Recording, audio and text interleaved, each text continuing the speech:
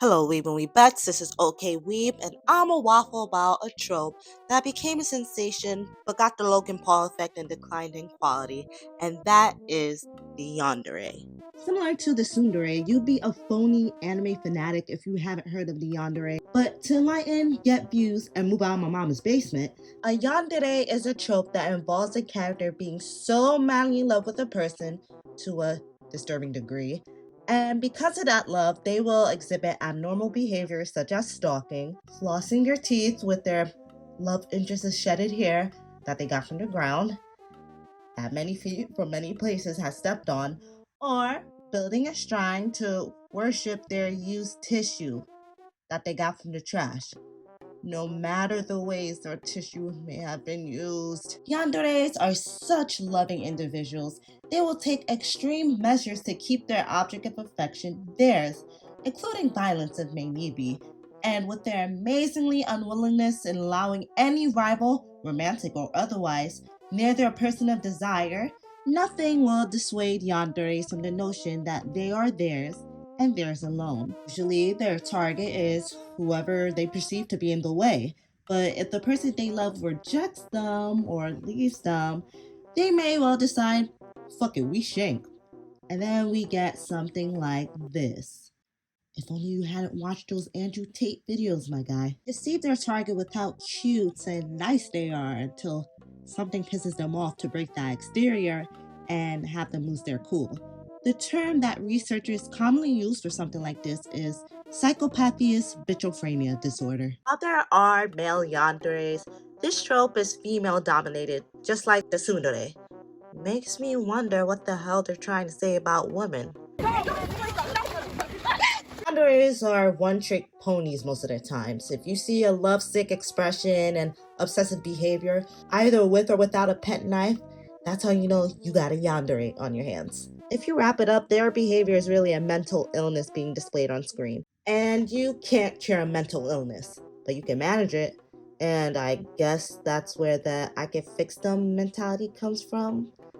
A super duper juicer idea. The yandere is a trope I don't dislike as much as I do tsundere, but it's still an annoying ass trope that's cringe central for me, personally, because oh frick, I'm embarrassed to say that small OK Weeb had really slight tendencies of it in high school.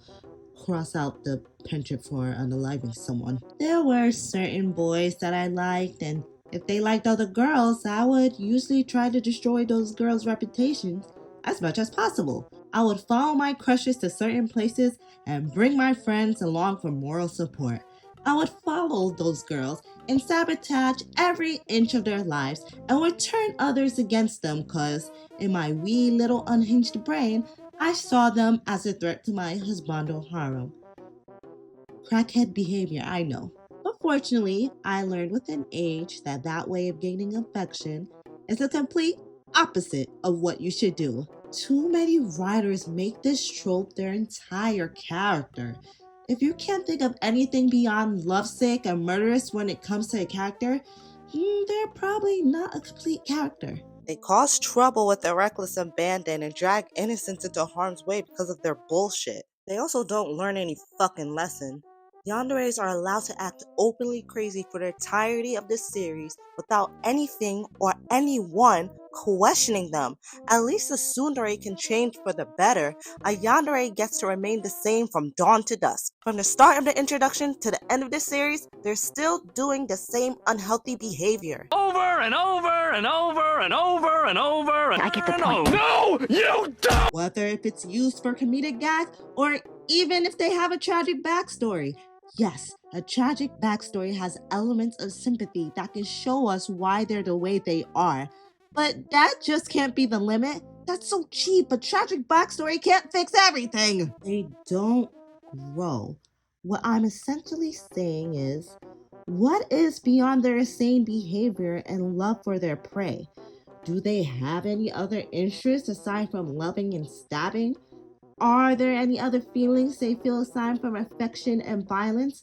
I need to know who they are as a person, not who they are as a yandere. These anime out here ain't getting that. There need to be different sides to a character. Oh, and Himiko Toga isn't a yandere. Stop saying she is. She's not. She's like this bitch. They're yangere. Moving on. Why people like this trope? To me, it's maybe the thrill, how unpredictable they can be, and thus their schizo wonderland is seen as entertaining. It's the anticipation of what is to come. Most anime fans like creepy and gory shit, and since those nutty individuals have no moral compass, it can create situations where people can get that while keeping true to the trope. Then there are fetishes, ones that the writers most likely have, and wanted people like to get some wish fulfillment out of it. Bondage, BDSM, across the board, there's something out there for everyone, and for them, yanderes may scratch that itch in a way that has never been scratched before. Yanderes can be attractive because of the simple fact that they are insanely infatuated with the one they love. There will be no issue of infidelity on the yandere's part. They will never cheat emotionally or physically. For one who has been cheated on, this can be a very endearing trait. The fact that they go against the world for you sounds pretty romantic.